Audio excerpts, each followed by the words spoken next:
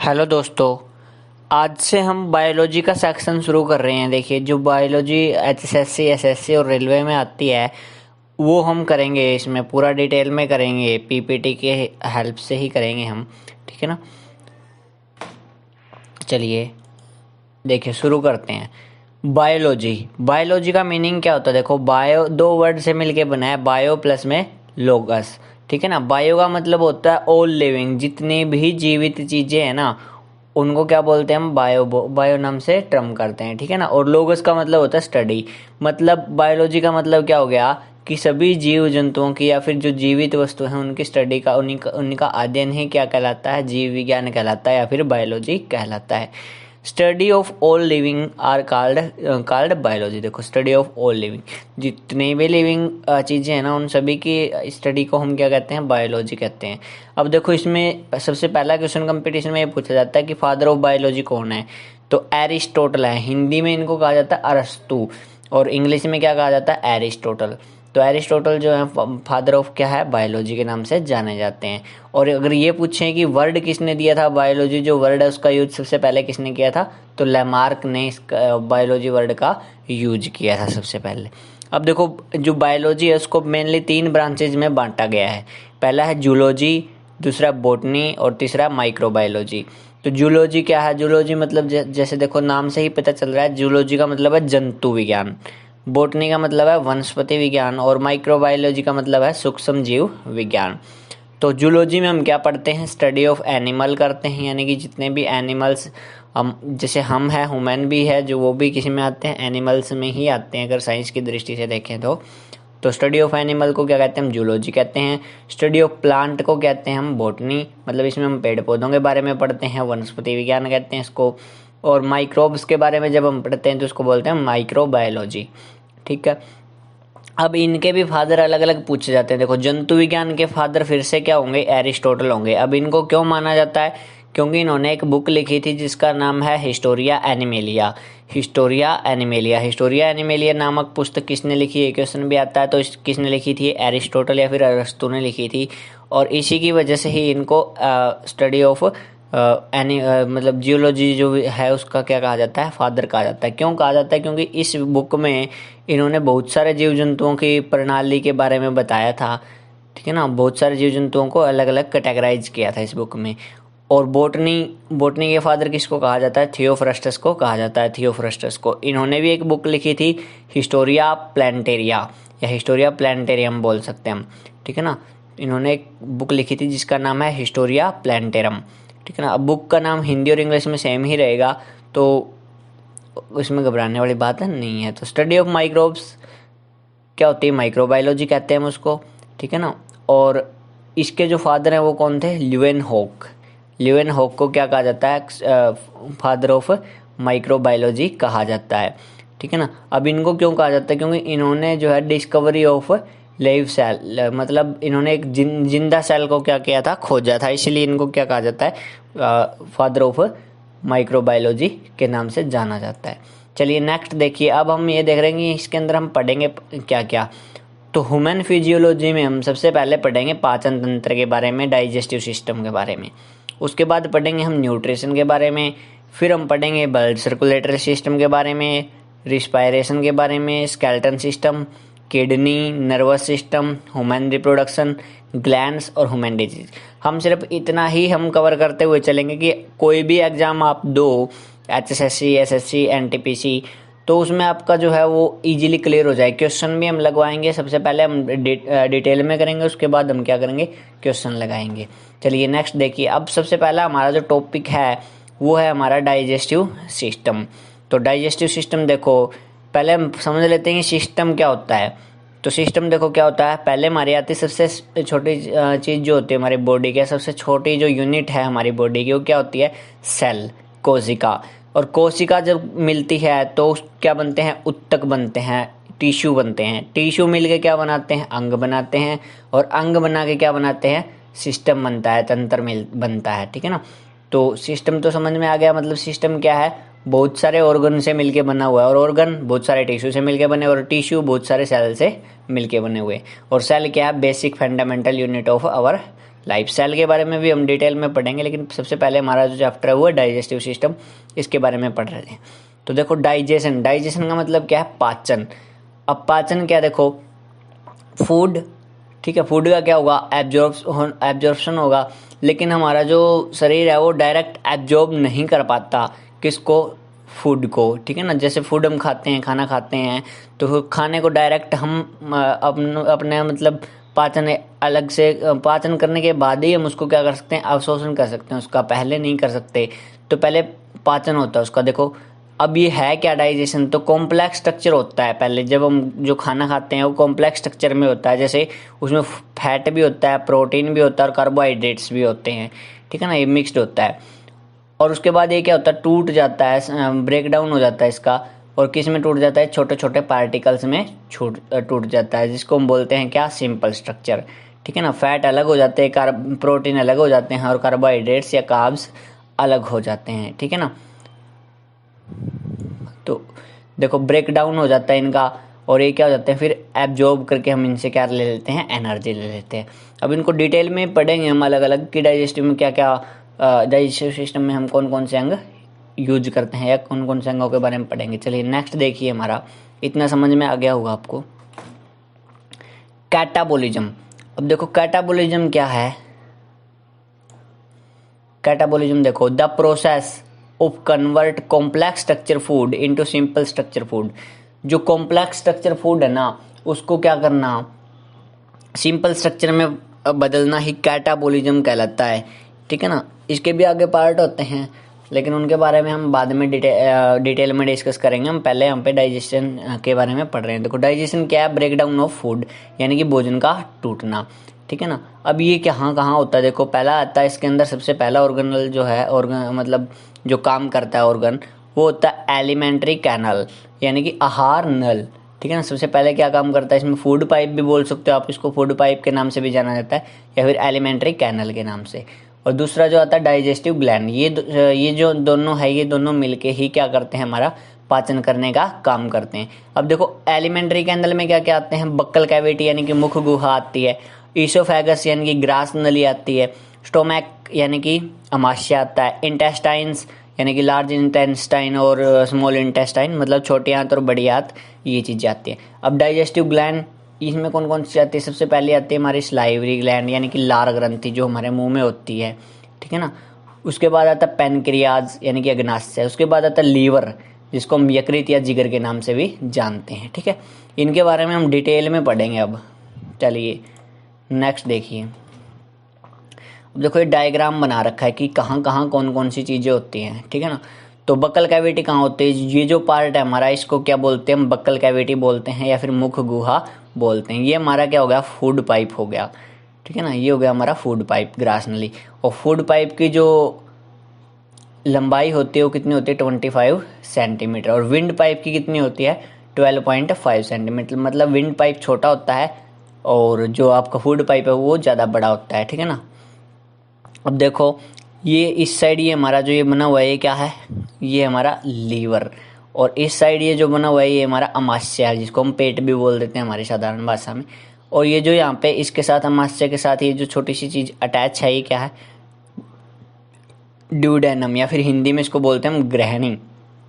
Liver को हिंदी में क्या बोला जाता है, जिगर बोला जाता है या फिर यकृत बोला जाता है। और ये जो है, ये बाहर से ये जो स्ट्रक्चर दिखाई दे रहा है आपको, ये आपकी लार्ज इंटेस्टाइन यानी कि बड़ी आंत, ठीक है ना।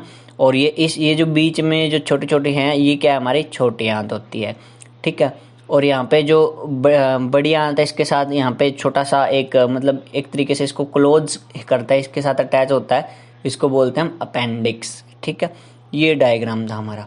अब देखो नेक्स्ट बक्कल कैविटी। सबसे पहले हम बक्कल कैविटी के बारे में पूरा अच्छे से पढ़ते हैं। देखो बक्कल कैविटी क्या होता है, तो इसको हिंदी में क्या बोलते हैं, मुख गुहा बोलते हैं। इसका काम क्या है, सबसे पहले वो देख लेते हैं।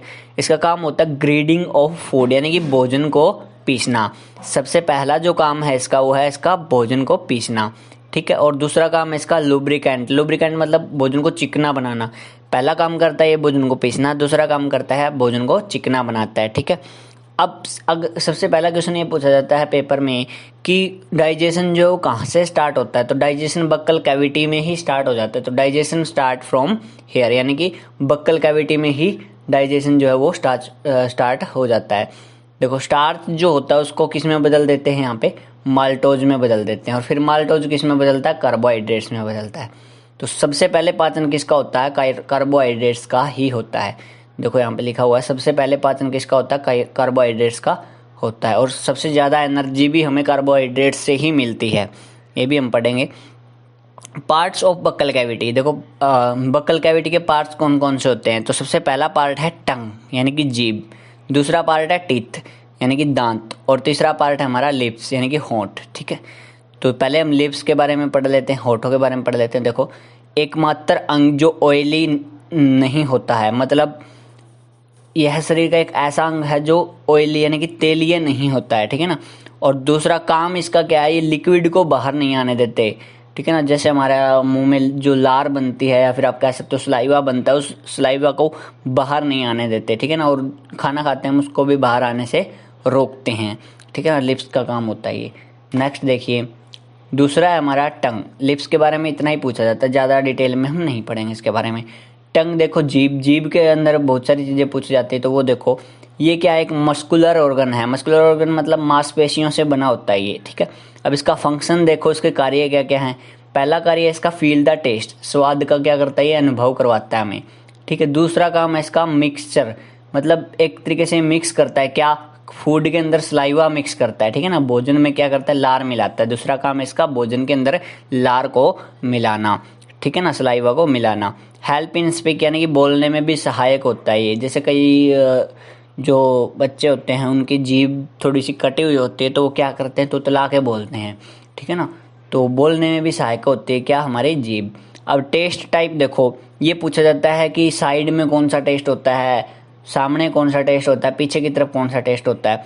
तो आपको याद रखना है, देखो अगर हम बात करें सबसे आगे की, तो सबसे आगे जो होता है हमारा फर्स्ट, वो मीठा टेस्ट होता है। हमें अगर हमें मीठा टेस्ट करना है तो हमारे आगे जीभ के आगे वाली पार्ट पे अगर हम टच करेंगे तो वहाँ से हमें मीठा अनुभव होता है। ठीक है ना, और साइड में जो है, साइड में यहाँ पे और यहाँ पे इस साइड, इन दोनों जगह पे कैसा होता है, खट्टा टेस्ट होता है। ठीक है ना, मतलब खट्टा महसूस होता है हमें।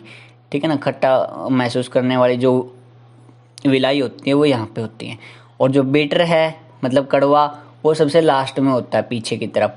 और जो बीच में रह गया वो कैसा हो गया, साल्टी या फिर नमकीन। ठीक है ना, ये टेस्ट टाइप होता है हमारी जीभ का।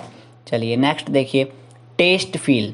टेस्ट फील कैसे होता है, अब ये देखते हैं। टेस्ट फील जो होता है वो टेस्ट बर्ड्स की वजह से होता है। टेस्ट बर्ड्स मतलब स्वाद का अनुभव जो है वो स्वाद कणिकाओं की वजह से होता है। अब ये कितनी होती हैं, ये होती है 8 से लेके 10,000 तक होती है हमारे शरीर में। 8,000 से लेके 10,000 तक होती हैं। ठीक है ना, अब देखो जैसे हमने मान लिया कि ये जीभ है। ठीक है ना, और इसकी जीभ के ऊपर क्या होती है, छोटी छोटी माइक्रोविलाई होती है, मतलब कांटे नुमा संरचना होती है। जैसे अगर आप पशुओं के देखो तो आपको थोड़ी सी बड़ी दिखाई देगी साइज में, और अगर अपने ह्यूमन बीइंग की बात करें तो वहाँ पे छोटी छोटी दिखाई देती है, इतनी ज़्यादा दिखाई नहीं देती मतलब। ठीक है ना, तो ये टेस्ट बर्ड्स जो होती हैं क्या होती हैं, डायरेक्ट नर्वस सेल से कनेक्ट होती है। और नर्वस सेल किससे कनेक्ट होती है, ब्रेन से कनेक्ट होती हैं। इसी तरीके से क्या होता है, जैसे टेस्ट बर्ड्स जो होती हैं वो टेस्ट करती हैं और नर्वस को, मतलब नर्वस सिस्टम को देती है, या फिर आप कह सकते हो न्यूरॉन को देती हैं। और न्यूरॉन इन्फॉर्मेशन किसको पहुंचा देता है, ब्रेन को भी, ये चीज़ कैसी है, खट्टी है, मीठी है, वैसे उस तरीके से। ठीक है ना, अब देखो सूप जो होता है वो गर्म होता है, और गर्म होने के कारण जो ये हमारी माइक्रोविलाई होती हैं ये क्या हो जाती हैं, मतलब इनका एक तरीके से ये अपना काम अच्छे से प्रॉपरली कर नहीं पाते, मतलब इनका जो है ये एक तरीके से बैठ जाती हैं नीचे की तरफ, जिससे क्या होता है, हमें सूप का जो है जो टेस्ट है वो क्या होता है, कम महसूस होता है। क्यों, क्योंकि विलाई जो है हमारी काम नहीं कर पाती अच्छे से। और जैसे आइसक्रीम है, आइसक्रीम ठंडी होती है और इसीलिए इसका जो है टेस्ट हमें ज़्यादा महसूस होता है। ठीक है ना, गर्म चीज़ों का अनुभव इसीलिए कम होता है, हमें गर्म चीज़ों का टेस्ट हमें इतना जल्दी अच्छे से पता नहीं चलता। क्यों, क्योंकि जो हमारे माइक्रोविलाई है वो ज़्यादा टेम्परेचर में अच्छे से काम नहीं कर पाती हैं। ठीक है ना, टेस्ट बर्ड्स फीमेल्स देखो, अब ये पूछा जाता है कि मतलब टेस्ट बर्ड्स किस में ज़्यादा होती है, मेल में या फीमेल में, तो फीमेल में ज़्यादा होती हैं। इसीलिए यही कारण होता है कि टेस्ट जो है महिलाओं को ज़्यादा अच्छे से फील होता है। चलिए नेक्स्ट देखिए, टीथ। दूसरा हमारा जो पार्ट है बक्कल कैविटी का वो क्या है, टीथ। तो टीथ के बारे में पढ़ रहे हैं। देखो टीथ, स्टडी ऑफ टीथ क्या कहलाती है, ओडोंटोलॉजी कहलाती है। ये हमारा पेपर में पूछा गया क्वेश्चन है कि स्टडी ऑफ टीथ क्या कहलाती है, ओडोंटोलॉजी। या फिर ये भी पूछा जाता है ओडोंटोलॉजी क्या है, तो स्टडी ऑफ टीथ, ठीक है ना। किससे बने होते हैं, ये हमारे फास्फेट और कैल्शियम से मिलकर बने होते हैं, ठीक है ना। बोन्स में जो होता है कैल्शियम वो 68% होता है, और टीथ में कितना होता है, 98% कैल्शियम होता है। हार्डनेस प्रोवाइड बाई कैल्शियम, और जो इनकी कठोरता होती है वो भी किसके द्वारा प्रोवाइड की जाती है, दांतों की, कैल्शियम के द्वारा ही होती है, ठीक है ना। अब ये भी दो प्रकार के होते हैं, होमोडोंट्स और हेटेरोडोंट्स, ठीक है ना। होमोडोंट कौन से होते हैं या फिर होमोडेंट कौन से होते हैं, मतलब एक जैसे, बिल्कुल एक जैसे सारे के सारे दांत होंगे तो उसको बोलेंगे होमोडेंट, और हेटेरोडेंट मतलब अलग अलग तरीके के, ठीक है ना। तो ह्यूमन में कैसे पाए जाते हैं, हेटेरोडेंट ही पाए जाते हैं। देखो हेटेरोडेंट क्या होते हैं, विषम दंती, यानी कि अलग अलग प्रकार के, ठीक है। और इसमें भी क्या होते हैं, डाइफाडेंट हो गए, जैसे मतलब द्विबार दंती। द्विबार दंती का मतलब हो गया जो दो बार आते हैं, ठीक है। और थीकोडेंट हो गए हमारे गर्त दंती। गर्त दंती मतलब जो मसूड़ों में फंसे हुए होते हैं, ठीक है ना। एक मतलब कई तरीके के दांत होते हैं, जिसमें हमारा जो है एक पार्ट आ गया डाइफोडेंट, मतलब जो द्विबार दंती बोलते हैं जिसको हिंदी में, जो दो बार आते हैं। और एक हो गया हमारा थीकोडोंट, यानी कि गर्त दंती, यानी कि मसूड़ों में फंसे हुए दांत, उनको क्या बोलते हैं हम, थीकोडेंट कहते हैं या फिर थीकोडोंट कहते हैं, ठीक है। चलिए नेक्स्ट देखिए। अब देखो ये जो है हमारे हेटेरोडेंट, ये कितने प्रकार के होते हैं, इसके टाइप्स हम पढ़ रहे हैं हेटेरोडेंट के। तो 4 तरीके के होते हैं ये मेनली, इंसीजर, कैनाइन, प्रीमोलर और मोलर, ठीक है ना। तो देखो इंसीजर को हिंदी में कहते हैं हम कृतक, ठीक है। इनका काम क्या होता है, काटना। और ये क्या होता है, सबसे पहले आते हैं। देखो जैसे हमने ये मान लो, ये हमारा जो है जबड़ा बना लिया मानो, और इसको क्या कर दिया, बीच में से कट कर दिया, ठीक है। ये लेफ्ट साइड राइट साइड होगी, ठीक है। और ये क्या हो गया, सबसे पहला जो ये दांत आया ये कौन सा है, इंसीजर। ये आगे से है मतलब, ठीक है ना। ये सबसे पीछे होंगे, सबसे लास्ट में होंगे। ये इंसीजर सबसे आगे होंगे आपके मुंह के, ठीक है, इंसीजर। इसको क्या बोलते हैं हम, कृतक, ठीक है, कृंतक भी बोलते हैं। तो इंसीजर जो होते हैं उनका काम क्या होता है, कटिंग करना, मतलब काटना, ठीक है। उसके बाद और ये क्या क्या हाँ होते हैं, सबसे पहले आते हैं। उसके बाद आता है हमारा कैनाइन। कैनाइन को हिंदी में बोलते हैं हम रंधनक, ठीक है। इनका काम क्या होता है, शीयरिंग, मतलब भोजन को फाड़ना। ये जो होते हैं हमारे एक इस साइड और एक इस साइड होता है। इंसीजर की संख्या कितनी होती है, 2 होती है। ये हम डेंटल फार्मूला बताएंगे तब बता देंगे, ठीक है ना। और ये हो गया हमारे प्रीमोलर। प्रीमोलर की भी संख्या कितनी होती है, 2 ही होती है, 2 इस साइड और 2 इस साइड, ठीक है ना। तो प्रीमोलर को हिंदी में बोलते हैं अर्घ चवर्णक, अर्घ चवर्णक, आगे का जो चवर्णक होता है उसको बोलते हैं प्रीमोलर। तो कितने होते हैं, ये भी 2 होते हैं। इनका काम होता है च्युइंग ऑफ फूड, यानी कि भोजन को चबाना, ठीक है। और जो लास्ट में होता है वो होता है मोलर। ये कितने होते हैं, ये 3 होते हैं मनुष्य में, और इनको बोलते हैं चवर्णक। ये और इनका काम क्या होता है, ग्राइंड करना, मतलब पीसना, ठीक है ना। अब देखो डेंटल फार्मूला किसका, अडल्ट का और आप कह सकते हो मंकी का, अडल्ट का और मंकी का दोनों का सेम ही होता है। देखो 2 1 2 3, 2 1 2 3 अपॉन 2 1 2 3, ठीक है ना। तो ये क्या है, ये पहले जो लिखे हुए वो इंसीजर, दूसरे नंबर पे कैनाइन, तीसरे नंबर पे प्रीमोलर और चौथे नंबर पर मोलर। इंसीजर, कैनाइन, प्रीमोलर और मोलर, ठीक है ना। तो अगर पूछें कि ह्यूमन में कुल कितने इंसीजर होते हैं, तो 1 उठा लो आप ऊपर वाला, जैसे 2 उठा लिया और 4 से मल्टीप्लाई कर दो। क्यों, क्योंकि 2 ये और 2 इस साइड होंगे यहाँ पे, ठीक है ना। तो 4 तो ये हो गए नीचे वाले जबड़े में और 4 ऊपर वाले जबड़े में, तो कितने हो गए टोटल, 8 हो जाते हैं। तो इसीलिए अगर आपको कोई भी पूछे, तो मानो आपसे पूछा है इंसीजर, तो इंसीजर का 2 उठाया और उसको 4 से मल्टीप्लाई कर दिया, आपके नंबर ऑफ टीथ आ जाएंगे, मतलब नंबर ऑफ इंसीजर टीथ आ जाएंगे। तो कितने आ गए, 8। यदि आपसे पूछे कैनाइन कितने होते हैं, तो 4 से मल्टीप्लाई करेंगे, एक को कितना आया, 4, मतलब 4 होते हैं, ठीक है ना। और इसी तरीके से अगर मोलर पूछे तो 3 × 4 करेंगे, यानी कि 12, मतलब 12 होते हैं चवर्णक दांत, किसमें, एडल्ट मनुष्य में और मंकी में, ठीक है। अब नेक्स्ट देखो, इसमें अगर बच्चे का, ये भी पूछा जाता है कि dental formula of a child, मतलब बच्चे का डेंटल फार्मूला वो क्या होता है। तो टोटल नंबर ऑफ टीथ होते हैं ना बच्चों में, वो कितने होते हैं, 20 होते हैं, मतलब 20 होते हैं। तो ये क्या है हमारा, इसका डेंटल फार्मूला जो है वो है 2102। अब देखो यहाँ से फार्मूले से ही पता चल रहा है, पहला होगा इंसीजर, दूसरा कैनाइन, तीसरा होगा प्रीमोलर। तो बच्चों में कौन से दांत नहीं होते, प्रीमोलर दांत नहीं होते, मतलब चबाने वाले जो दांत है वो नहीं पाए जाते बच्चों में, ठीक है ना। इसीलिए उनको जो है मतलब हल्का भोजन दिया जाता है जिसको चबाना नहीं होता, जैसे दूध वगैरह, ठीक है ना। बच्चों में प्रीमोलर दांत नहीं होते हैं, ये चीज़ आपको ध्यान में रखनी। मिल्क टीथ, इनको क्या क्या बोलते हैं, मिल्क टीथ भी बोलते हैं, टेम्परेरी टीथ भी बोलते हैं, और डेसिडोसिस भी बोलते हैं, डेसिडस भी बोलते हैं, ठीक है ना। और फार्मूला क्या होता है, 2102। अब देखो जो अडल्ट है उसके अंदर जो है इंसीजर कितने होते हैं, 2 होते हैं, या फिर आप कह सकते हो 2 गुणा 4 यानी कि 8 होते हैं, ठीक है। बच्चों में भी इतने ही होते हैं, ठीक है ना। और अगर बात करें कैनाइन की, कैनाइन भी 4 होते हैं, इसमें 1 इंटू 4 करेंगे 4 आ गया, ठीक है ना। और बच्चों में भी 4 होते हैं। लेकिन प्रीमोलर जो है अडल्ट के अंदर कितने होते हैं, 8 होते हैं, और बच्चों में नहीं होते हैं, ठीक है। और अगर मोलर की बात करें तो मोलर बच्चों में तो 4 दूनी 8 होते हैं, और 3 चौके 12, अडल्ट में कितने होते हैं, 12 होते हैं। चलिए नेक्स्ट देखिए।